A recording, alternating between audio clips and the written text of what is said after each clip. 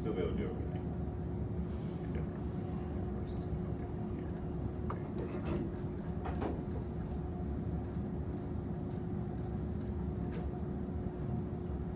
Okay, so what we're going to talk about tonight is forms. I know it's more boring HTML stuff, but actually forms are pretty important. It's not quite as simple as the HTML elements we looked at last week. Next week we will get into doing PHP, actually doing PHP. Today I'm going to go through the form elements. I'm going to talk about what the form elements do. We're not going to be actually writing the PHP code to do anything with the form, but that will be coming very soon, so don't worry about that now. Okay, we will eventually be doing that all the time. Pretty much almost every web page that, well, not everyone, but a lot of the web sites that you go to have some sort of form on them. And it's some sort of way of getting user input, whether they're going to register for something, or they're going to purchase something, or they're going to send an email through a form or whatever. You set up a form to do that. And that's basically just what this little part is about. What we're going to look at right off the bat is what's known as the form element.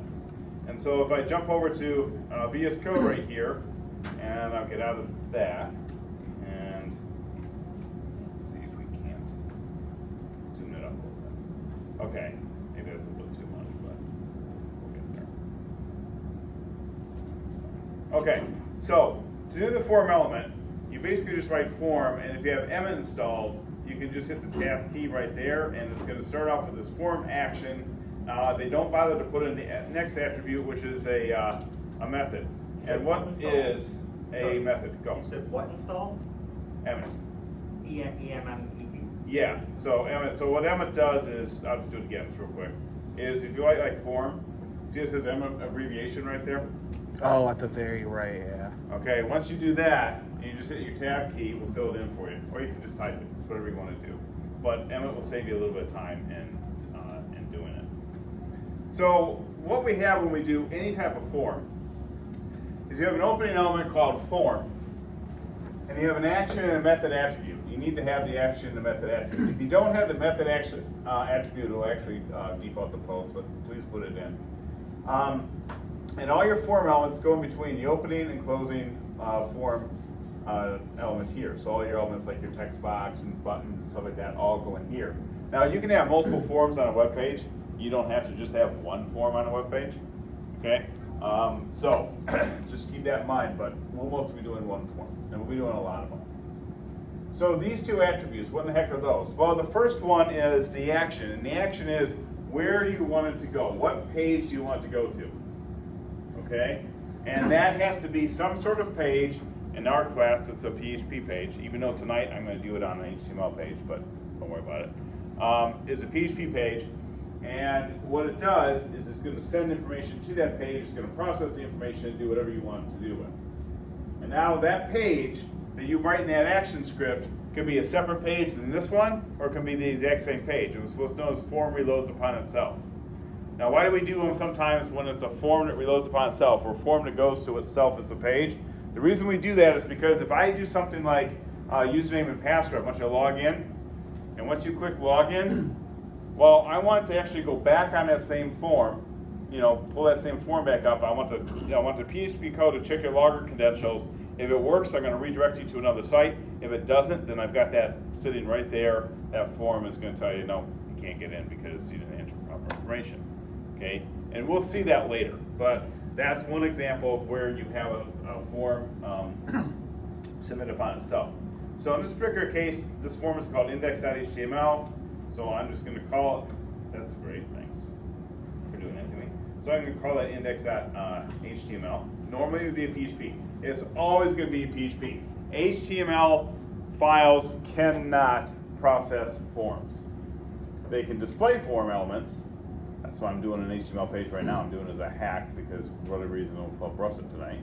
But in the real world, when you're doing PHP, you don't send your action to a HTML page. Until you get into JavaScript and you understand about Ajax and stuff like that. That's different. Okay, so where am I going to send it? I'm going to send it to whatever page. So in this particular case, I'm sending it to the page that it's on, which it happens to be this page. So this is one that loads upon itself. I can technically leave that blank and it's theoretically supposed to do the same thing, but I never do because you don't want to have problems. Now our method, we have two types of methods. We have post, which we do most of the time, and we have get, which we do hardly ever, especially with forms. So the difference is post sends information through a post request, which I'm going to show you. Hopefully Firefox will allow me to display it. Chrome does really easily. And what it does is when you submit the form, it kind of goes with the submission of the form. When you send that request, it's some of the data gets associated with the request. That is a post. When you do a get method, that actually gets attached to the URL. I'm going to show you that. So it actually gets attached to the URL of the page. And then whatever page that's going to, then you'll grab that URL information through what's known as a get request, and you can pull it down and do whatever you want with it. We don't use gets that often for forms. In fact, we hardly ever do. We do use gets a lot when you're doing things where you click on a link and you need to do something, but that will be another discussion, okay? A little bit later. Most of our forms are always going to be post. The limitations with get is one, is limited because it has to go in the URL. It has to go in the URL, it's limited by size. URLs can only handle so much content. However, if you run it through a post request, it can pretty much be whatever you want. I mean, you can upload movies doing this stuff. Okay, so it can be a lot when it goes through a post request, but when it goes through a URL, not so much. Okay, and we're gonna, like I say, look at both of them. So I got to do a couple things real quick that we're going to talk about later, but I'm going to just kind of hack them in there right now just to kind of get us started. So I'm going to do an input there. And we'll just do for name.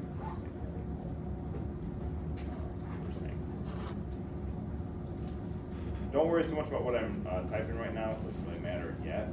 It will in a second.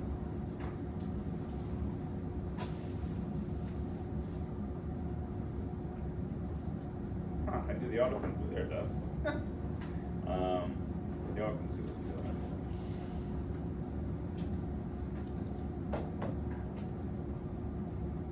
Okay, so what I've done is I wrote a couple elements here. These are what's known as self-terminating elements. So they don't have an open and a close. They basically, you just do that and then it just self-terminates. You can, if you want to, you can actually do forward slash on it too. It doesn't really matter. So this is an open and closing element, and this one is a self-terminating element. Okay, so two different things. And all I've done with this form is, so I have it. See, that's weird that it's not loading Rust 8. I'm going to try to find out why. Okay, so what I'm doing is I'm just running the form here. So just so you guys understand what's going on. HTML pages can be displayed on any browser. On your local machine, doesn't matter. You don't have to have PHP installed to make it work. So because I'm having a problem with Russet right now, and I don't want to waste a bunch of time trying to figure it out, and I'm also having a problem with the HDMI connector on my machine not working whatsoever, I don't want to waste fast time figuring it out, but I'll get it resolved. So what I'm doing is I'm creating an HTML page. I'm just running it locally on my machine, because as long as I have a browser, I can display any HTML page I want. I hate doing this right now because it causes confusion with students, because when you write in PHP, unless you have PHP installed on your machine, you have a server set up on your local machine, it will not run at all. So I just want to make sure you guys are clear about that. I'm doing it tonight because luckily we're just doing a forum page and I can get away with it. Next week, I can't get away with it. I'm doing PHP and I got to run it on a server somewhere. Okay. So what I have is I have a text box and a submit button, and I'm just going to type something in here like Scott. And what I'm going to do, before I do that, I shouldn't have done this. I want to change this to a get first. I want to show you the get request first. So I'm going to save that, come back here, I'm going to refresh that. So it's, because I saved it, but I have to refresh it on the browser every time. So now if I end up hitting the submit button like this, you can see what happened. Is, where did it go? Well, it went to the local drive right here, and it did first name equals Scott right there. So what it did is it attached the values of whatever I'm sending in that form. In this case, I just have one text area or one text box, and I got one thing in it. But what it did is it took that value and it added it to the end of the URL, which means that if I use this and send it, all you do is look at the URL and tell all the information I sent. It would just be there. And I can manipulate it, okay? That's one of the problems with get requests is they're very easy to manipulate because I can just type whatever value in here I want. and it'll become that. Give you an example. This was years ago. They fixed it long since. But Washtenaw used to, and we still do it. We put out, like, the winter schedule is going to be coming out, and it's actually going to be posted to the web in a couple weeks. Okay, and so you can't register for it, but you can see it. Well, before they used to do it to where the way they hid it is they just made the dates in the URL be some future dates, and so they post this thing on the web, and the dates would just be a little bit in the future, right? Well, some savvy students caught on to that, and what they realized was, well, these are just the dates. And so they went into the URL, and they just went to, they grabbed that URL right there, and it would have, whatever the date there, and they figured it out, and they just typed in a new date, and sure enough, they saw the form right there, okay? It was really, I thought it was hilarious. So I'm just saying, you can manipulate the data being sent to a form by manipulating that. That's one of the problems with get statements. There's nothing wrong with a get statement, but just keep in mind that it can be easily screwed with. Obviously, in a get statement, you don't send credit card information or social security numbers or anything sensitive, because it's going to be like that, unless you encrypt it really, really well. Yeah, I think I've used this before, because like sometimes you have like these online quizzes and you can just change the URL to get whatever results you want. Yeah, it's fun. It's kind of funny. Yeah, it's kind of funny, and it's funny that you can do that. It's funny to screw that stuff, but it's also really sad that a developer didn't catch that.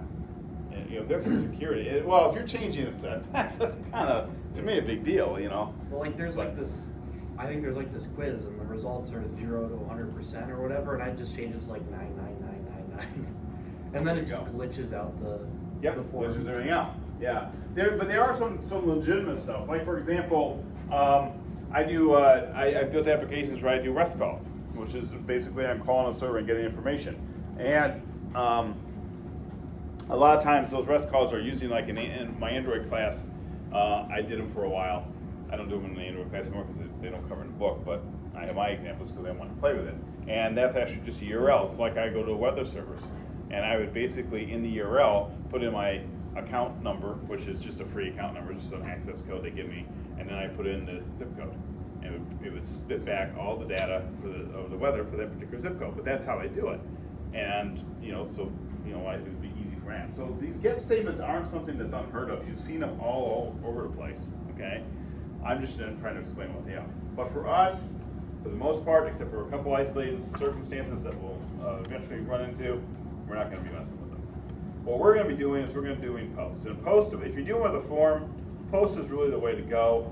I'm not going to sit there and jump up and down and say it's 100% perfect, but it works well. So what we do is I'm going to just write in my name here.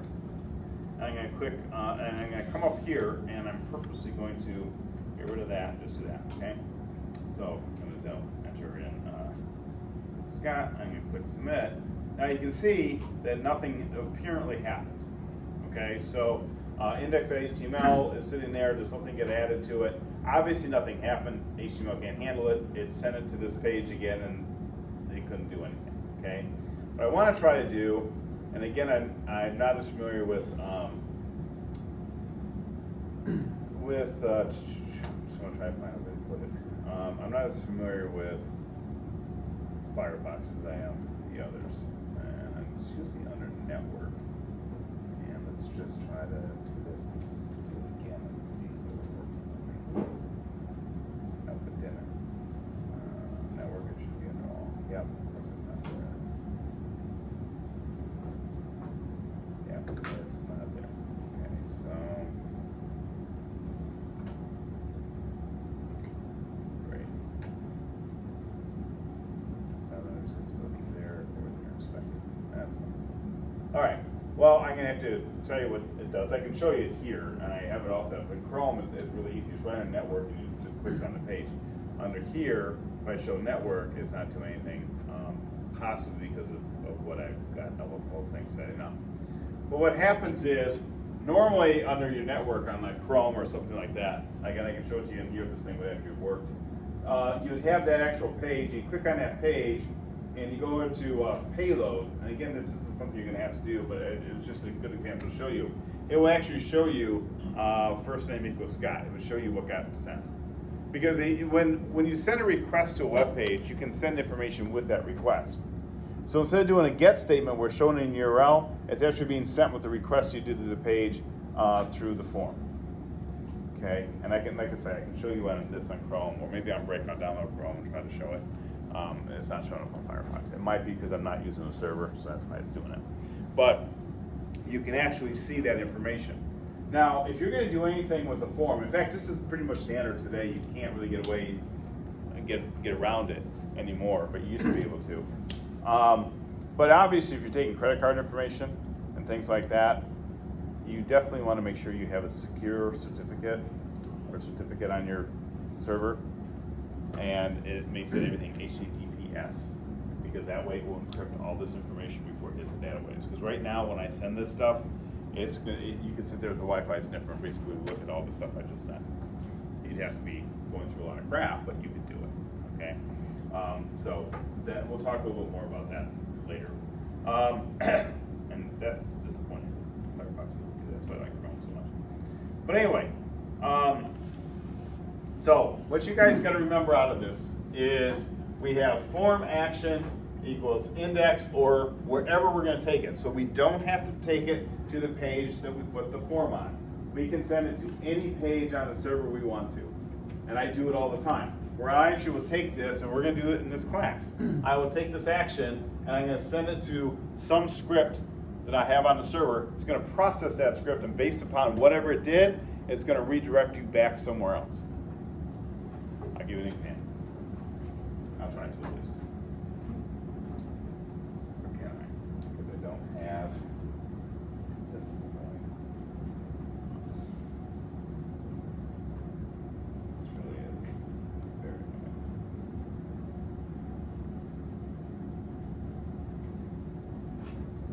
Okay.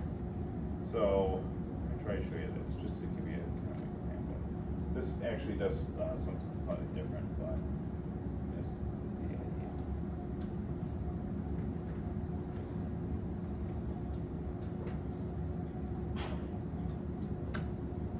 Okay, so this right here is an IP address, 143.198.172.1.68. You see how it has this right here? See that? It's not secure. It's HTTP, but I don't care because it's my own application. I could care less. All right, if you want to hack it, have fun. All right. So, what it is I'm department chair and I have to do a lot with schedules. Okay, and because it was such a clunky process of what I inherited, I built an application to make it a heck of a lot easier for me. All right. So, to get into this application, you have to know the username and password. All right. So what happens is, username is just an email, which is just my WCC email, and then my password. See, this connection is not secure. Logins entered here could be compromised. Yeah, you'll probably see my password if you guys sniffed it. All right, I went in and I logged in. Everything was just fine. Okay.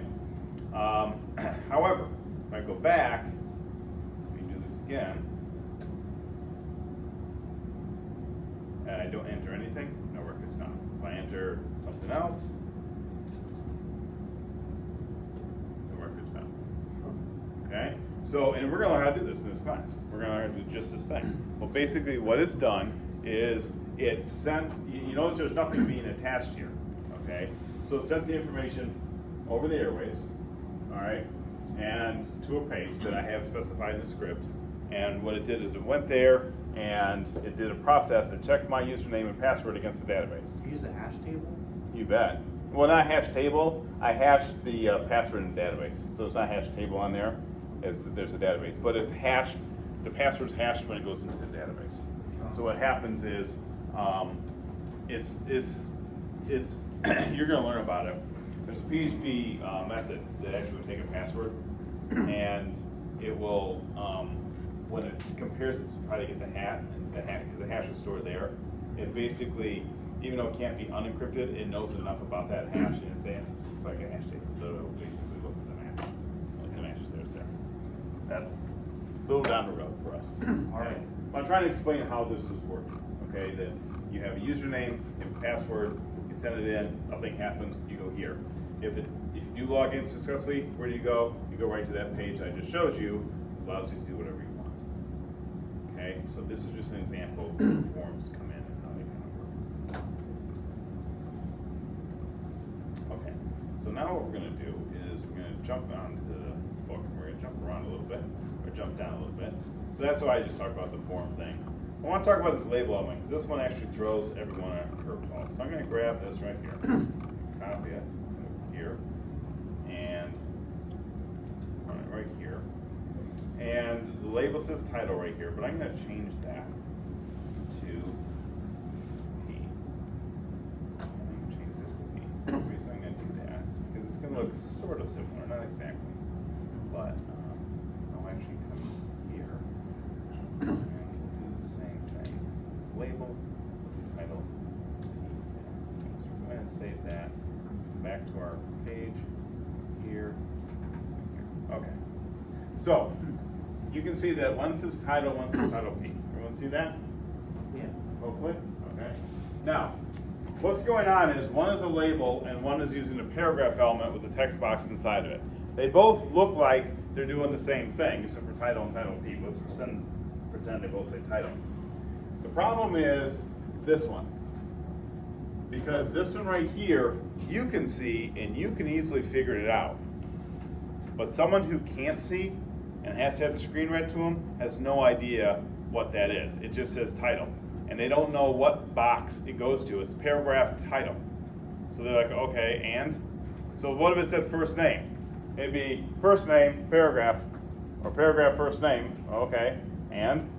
They don't know there's a box there that's supposed to fit, they're supposed to fill in.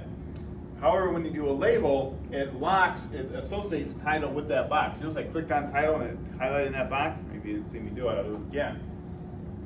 You do this, boom. Because in the code, what I did is I used the label element right here. I title it whatever I want. This is just first name, last name, whatever. And I go input type equals text, size equals 5. We'll talk about that. Name equals someone. We'll talk about that. And then I end up with a label. This one is good for accessibility. This is what we will do in this class every single time.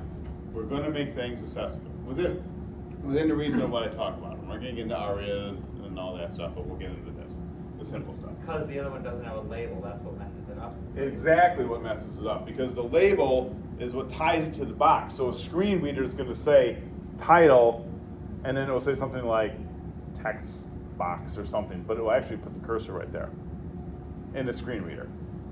So what's screwing it up is this. And the reason I'm pointing this out is because I see this. Not necessarily from students in this class either. I see this out in the real world because they have no idea what accessibility is. And so, since I know we're not to Web 110 classes, we'll go in depth about accessibility, especially Web 210, but at least for the stuff we're going to do, we're going to try to put it in as much as we can. So the difference is we do this. Now, the way you make sure it works is the label has to either surround the input element, which we're going to talk about in a minute. Okay, so it either has to surround the input element, like it does there, or, as the book shows, you can use a for attribute right here. See, I have opening label, closing label, see that? And I have an input type here, so it's separate. Well, if I do for and I have some ID, and then the attribute for the input type is an ID that has the same value as this for, that connects these two together. Why do we do that? Well, because you might get some situations in a form where we have the box like this, and we have, say, first name written above it.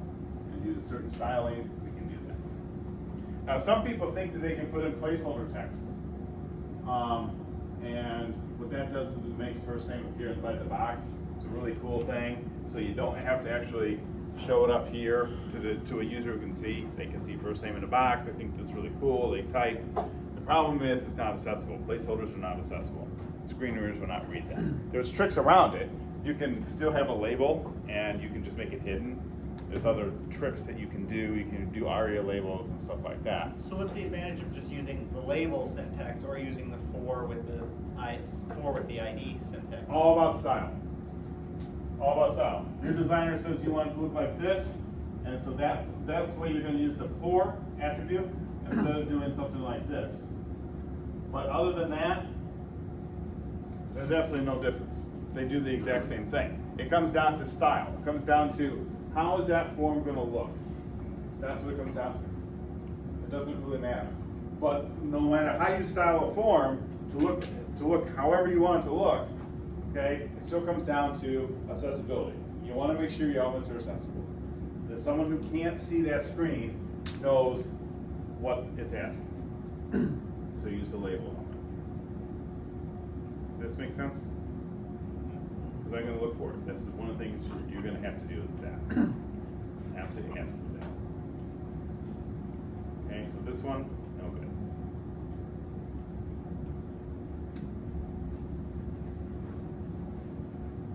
Any questions about the label element? So I'll make sure everyone gets it. And again, the book's here for a reason. My book is here for a reason, so you guys can read this stuff. You see, oh, here's the example. How to do the label? Pick one. There you go. Okay. Now, you're going to do a project tonight, and it's going to be a form you have to build, and I'm going to have you use Bootstrap, and Bootstrap will actually build in a lot of the accessibility stuff for you, so you're probably going to be just fine, but I'm going to let you know how it works. Okay. Text input fields. This is the very first one. So we're going to start off with this right here, this that I always started writing. I'm going to take this one away, and I'm going to basically start with this. So we have this input element, and the input elements create a whole bunch of things. Input elements create text fields, they create checkboxes, they create radio buttons, they create regular buttons. Those are all input elements. So you just write input, and then you tell it what type it is, and depending on what type you give it, depends on what it's going to be. So if you say type equals radio, it's a radio button. Type equals checkboxes, it's a checkbox. You see type equals text, it's just a regular little text box. Okay, self-terminating element, so it doesn't need to have another, like a closing input. It's just input type of text because someone, whatever, and it's done. Now, that's the type. So that will tell, that tells the browser what you're going to look, what little thing you're going to draw. You're going to draw a little box they can type into. You can draw a little radio button they can check, checkbox they can check, whatever. That's one. So that's one attribute you have to do for an input element. The second one that's really important is the name. Okay, it's the name. And then the name equals some value. So why do we do a name? Isn't that for the variable? What's that? Is that for the variable? In a way, it becomes a variable, yeah, if you want to think of it that way. Okay, so let's just take that one. Okay, let's just take that. We have a box here. Okay, and I enter my name into it as Scott. And I'm going to store that into a database. And in my database, I have, I'll just write first name, I have last name, I have state, I have city, I have street. Okay, let's just say I had that. I typed in Scott, goes to the database. Where's it going to put it? In a The variable database, where's it going to put called it? first name. Like, Okay. But could it put it in last name? Yeah. Probably couldn't put it in state. There's no states named after me yet. Okay, right? All right, so probably not going to be this one. City, yeah, there could be a city named Scott. I don't know.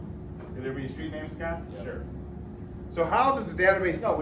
Out of these, we have 4 options it could possibly put it. How does it know? The way it knows is because of what you put on the name. So what gets sent, that's kind of like your variable thing in a sense, so it's saying, is it will be, so if I put the name here, so let's just say here the name equals FN for first name, but I'm just being short, I don't type so much, okay? When this data gets sent over to your PHP script, it's going to have, in this example, it's going to have FN, wait, we're mixing my caps and cheese. FN equals, and then whatever I write in that box. This one would be some name equals and then Scott. And then in your script, you tell it that whatever value of FN you have, that goes to first name in your database or whatever you're doing with it. Name the name attribute is usually important. You don't put the name attribute down, it has no idea what to do with that data.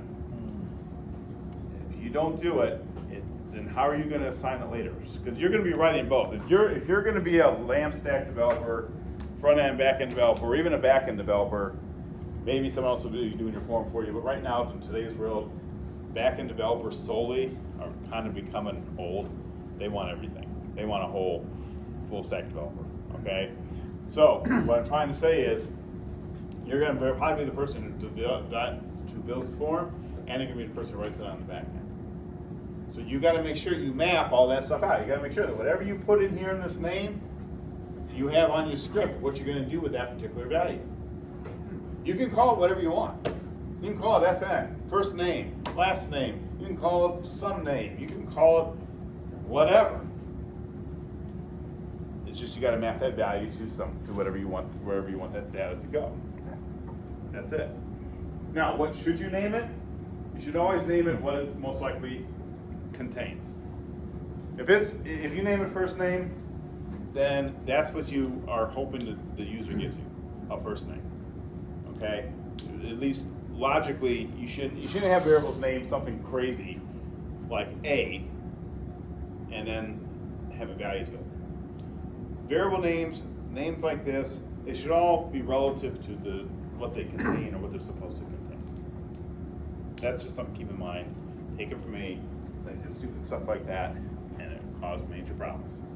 For a while, when I was first programming, I had a hard time thinking of variable names, so I was clever, and I did A, B, C, D.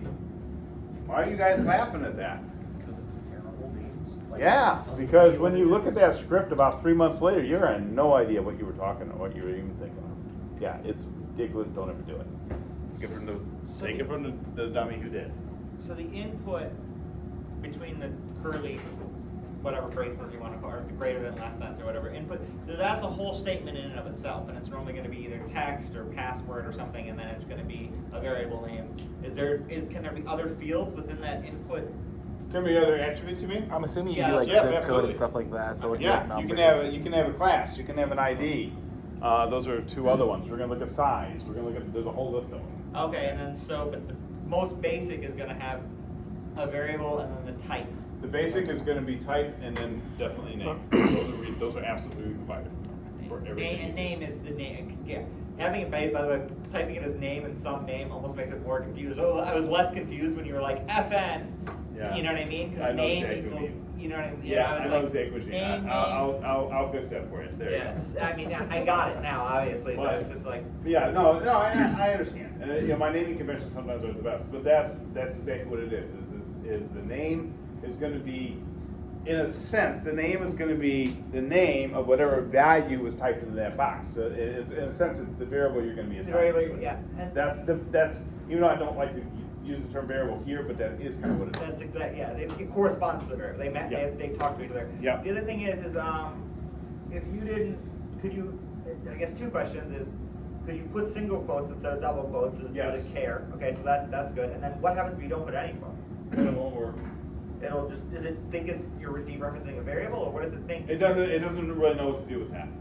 Okay. Okay, so I mean, single or double quotes doesn't really make any difference. I usually do doubles, but if you do no quotes at all, it can tend to. I mean, we can try it here. We'll just try it right here and see what it does. But it'll probably make a liar out of me because I just said that. But it should like totally screw up and not do anything. Let's find out though. Maybe I'll be wrong here.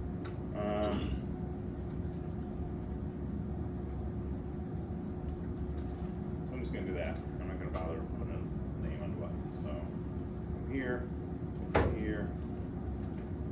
test. It did. So there made a liar on me right there.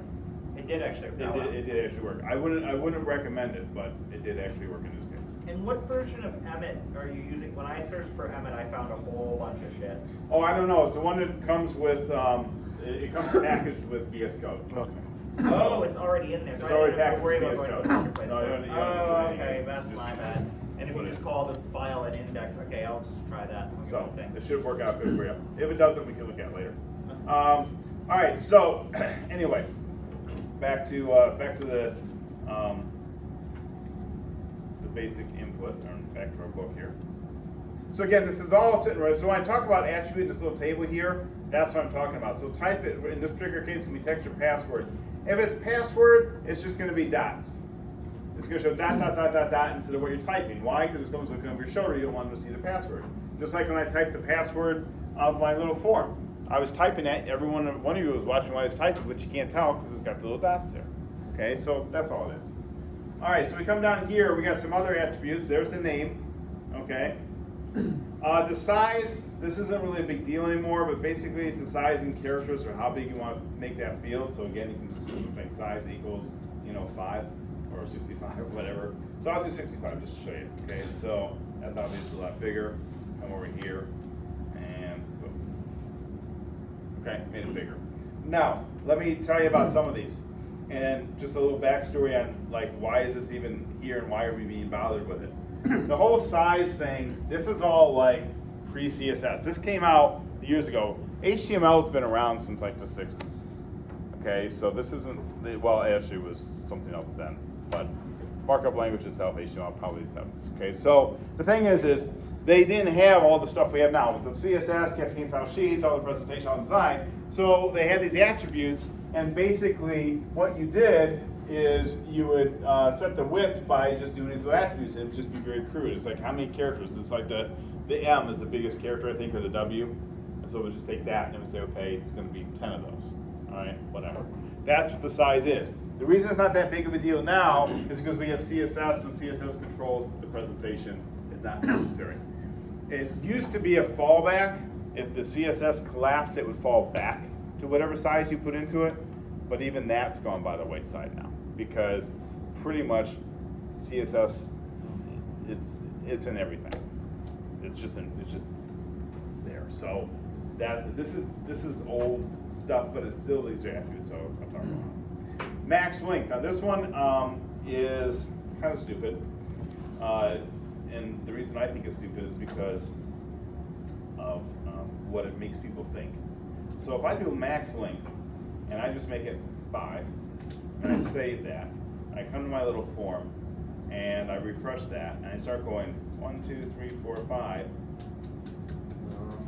max length, okay? Here's my problem with max length.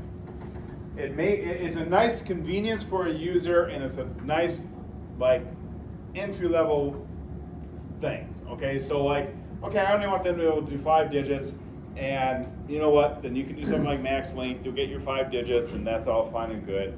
But my problem with it is, it takes about 2 seconds for me to manipulate this form. Because once I get that form, I can look at the source code and see exactly what you did. And if you have max length sitting in there, and you're doing that because you're trying to restrict the length of something for whatever reason, and you don't have that backed up on your server with PHP code that actually enforces that it only has 5 characters, I can go in and I can take your form, I can scrape it in a second, I can reproduce it, I can send it to the exact page you want me to, because I can see it right there in your form method post right there, or method action. I can see all this. You can see it. HTML is visible to you. All you gotta do is just right click and view it, all right? And so the thing is I could then just take your form, I could change it, and I can ship whatever I want. So this is how people like on websites that have a maximum username length, and then you see people with like usernames that are glitched out that are so long. Yeah, so I'm talking about someone who's hacking more so than that. If what you're seeing with the glitched out is, you mean that the username is going beyond the size of the box? Well, like let's say you have like a video game and it displays the usernames of other users, and so sometimes you'll see like a user and they'll have their username just doesn't fit in the box because it's so long or whatever, and it looks all glitched out. Would that be how they would do that? No, because it would sound to me like if they can enter a username that's that long, it's allowing you to do it. Yeah, there's no character. Yeah, but you can't. Like when you create a username, it can't? It will normally enforce a limit. But Maybe it just errors out, and that's what causes the long username, is my assumption. Well, here's the thing. They could be doing this, and then someone's getting around it and getting the username in there. Or they're using JavaScript to verify, which is even worse. Or not as worse, it's the same thing. Okay? That's the other problem. JavaScript, for example, people use JavaScript to enforce all this stuff. Nice convenience little thing. We'll talk about Ajax and how we can do it safely. But the thing is I think JavaScript's going to actually do it, and I can go in and disable that JavaScript in 2 seconds, no problem. All right, and I can ship that form. That's why PHP or server-side languages are so important and so crucial, because they are that firewall. You're gonna have a hard time getting through it. I'm gonna say you can't. I have a JavaScript blocker on my browser, so I could. Yeah, so you can bypass JavaScript right off the bat, right? Yeah, easily. Like Yeah. it's Yeah, you just check a box, you're done. Yeah. Yeah. So I'm just saying, but I've seen that happen. Okay, there's a video out for a guy who's doing SQL injections. He that's what he does for a job. He breaks into hacks into stuff, but he gets paid big bucks from companies that want him to do that. Sure enough, he went to a website and they were using JavaScript to verify stuff. He bypassed the JavaScript. Next thing you know, he put in a SQL injection. He pulled back it was for a school too. Pull back all the students' security, social security numbers and names, just like that. Within 5 minutes. He didn't show them in the video, but he blurred that out. He said, "Yeah, here it is. I got everything." So that's why I'm just trying to say, be careful. Okay, this is HTML stuff. It can all be undone. All right. So some of these are kind of worthless. Value. That's if you want to have some information pre-set up in there. All right. So if I was to come in here and I write value equals Scott, kind of like that, and I go to my page, and thanks for not say that. There it goes. Okay, so you see title Scott. All right, so what happened is I have a value predefined in the box. That's all it is. All right. Do you have to do that? Of course not. Okay, so it's not what you want to do. All right. Okay. Oops. I have myself. Come down here. That's the value one. The good news is I'm going to go through these now, and then when we look at the rest of the elements, they're all the same. They all have the same attributes for the most part. So, placeholder text. What placeholder text is, it looks like a value. It's a little bit more grayed out, and it will be, say, a name or something. So if I go into here and I write this as placeholder. Some people really like this. I think it's really cool. And then you come here and you refresh. You see how it's kind of my name's grayed out? I click onto it. I can type whatever I want right over it. It's placeholder text. It looks really cool. People can type over it, whatever. Disabled. What disabled will do is it actually disables that box. And so if you submit it, even whatever, like you put a value in, you can't put a value in it. If it's disabled, you can't do anything to it. But if there was a value that was already in it, it would not be shipped. Okay? Compared to read-only, which is right below it, if you put read-only in there, then what we'll do is if you have a value in there, you can read it, and it will send it to the database, but you can't change it. Okay. How do you do it? It's pretty easy. It's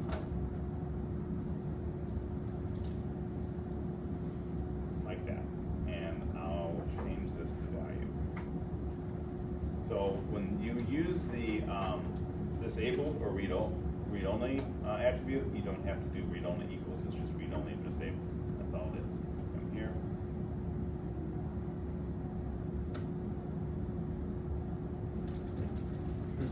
Can't change it. Okay.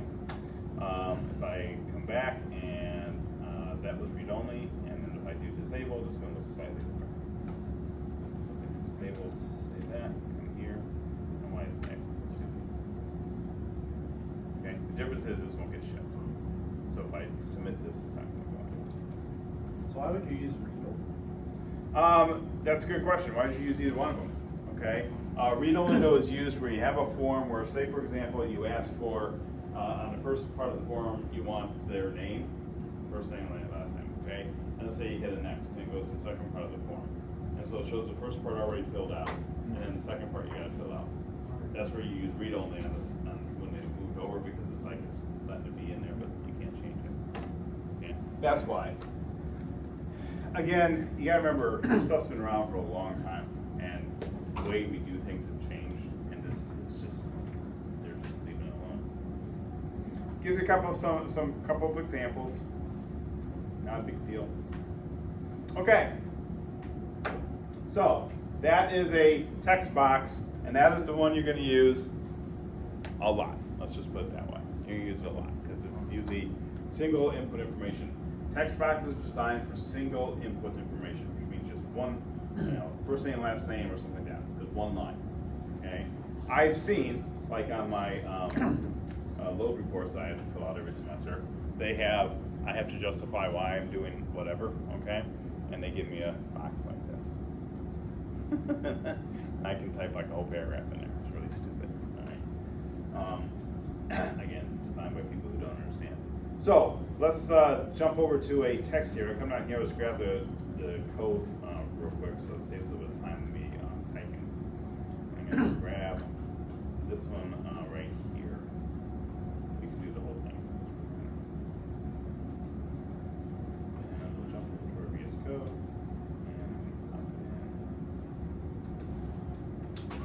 Just trying to save some time on typing.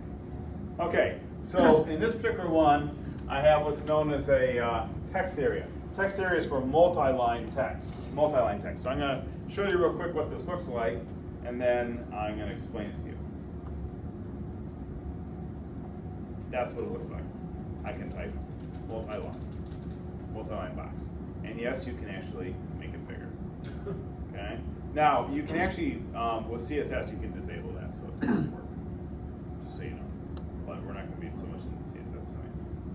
Okay, so we come down here, we have for address, so we have ID equals address. Well, that's just because we're using the label that's not wrapping the whole text area. Okay, usually we don't in this case, so we attach it this way. I have the name here, what's the address. Now, text area, keep in mind, we have an open, and we actually have a close. It's the one that will throw you the curveball. That one has an open and closing element when the input doesn't. Okay? If you want to have any value for things, you write it right here. And here we have columns equal 30 and rows equal 4 right there. That is telling us that it's going to be 30 columns long, which is going to be basically 30 characters long. A column will be a character, like a W. And the rows are going to be 4 rows deep. Now, again, we don't use these much anymore. I don't care if you don't use them here, okay? CSS defines the height and width of these boxes now, not these anymore. These are like a fallback. Again, CSS is disabled, then it will fall back to that. But it's not really that big of a deal. If you want to have something in the box, like this is my name, do that, and we come here, and this is there's my bag, reset it. So you can have these depopulated if you want. And I'm going to do this. Save it. Here. Hopefully this will do what I want it to do. Yep. See what happened? My text is in the middle of it now. And the reason is because I introduced a new line character right there. If I do this,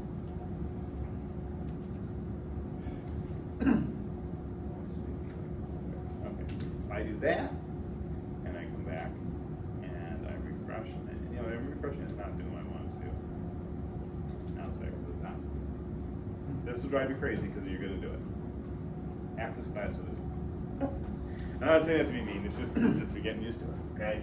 What will happen is, the student won't do this, they'll have this down on a new line, and it will drive them absolutely bananas as to why can't I make that go to the top? And it's like, well, it's because you've introduced a new line to it, and all you gotta do is close it like that, and it'll be fine. Okay. This is my guaranteed one email I get every single semester. So what happens if you don't close it, is that what you're saying? Yeah, if you do it like this, then when you write in that text area, it's going to be in the middle of it. So Oh, okay, I see what you're saying. All right. So what you got to do is just make sure that you don't have that, those line breaks, and that will be fine. Okay. Not a huge deal, but it is annoying as heck and makes your form look crappy.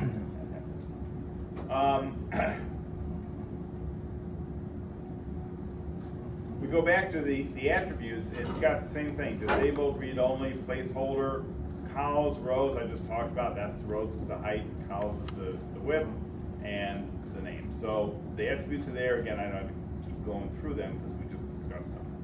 But all you really got to understand about text area is pretty easy. Is it has an opening and closing element. That's it. Pretty simple. Everyone doing okay so far? I'm not going too fast. Not bored with tears. Okay, so let's take a look at this one. This is a radio button. We'll be taking a break here in about 2 minutes. Okay, so here's some radio buttons. I'll just move this over here. And just so you can see what it looks like like that. Okay, that's the radio buttons. Now, let's just walk through what it is. First, I have my label element, and I have what the user can see right here. Okay, so this is going to be blue is sitting next to it. All right, so it's actually on that end. So we look at this. Input, type equals what? Type equals radio. Okay, name equals color, value equals blue. So the name in this particular case, it's all color, color, color. It's because you can only select one. So the way it works is I have 3 radio buttons, but you only get one selection. As long as they all have the same value for name, you can only select one of them within that group. So if I have another group with, so if I do this, and just do this, and I'll just do COL, just to save some time, okay?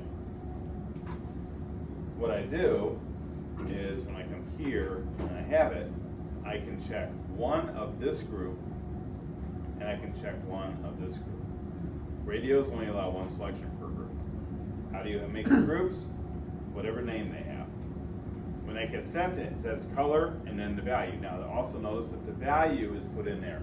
When it comes to these, you need to put the value in. If you don't put the value in, it might take what you have here, but it also might just be empty. So you see how I put the value in here? It's not this. Because what I could do is I could actually have the hex code for blue for the value, and I could have it where it reads the word blue for the user to see. This should be relative to that, but it doesn't have to be exactly the same. So again, I could put in the hex code for blue here, but I could have the actual word there. Okay, but you need to have a value. In this particular case, the user isn't entering anything. They're checking a box, or a radio button, I should say. They're not entering stuff. Okay, so that's the difference. That's why you need to have the values. That's a radio button. One selection per group. That's it. No matter how fast you can do it. Okay, see you in 10 minutes.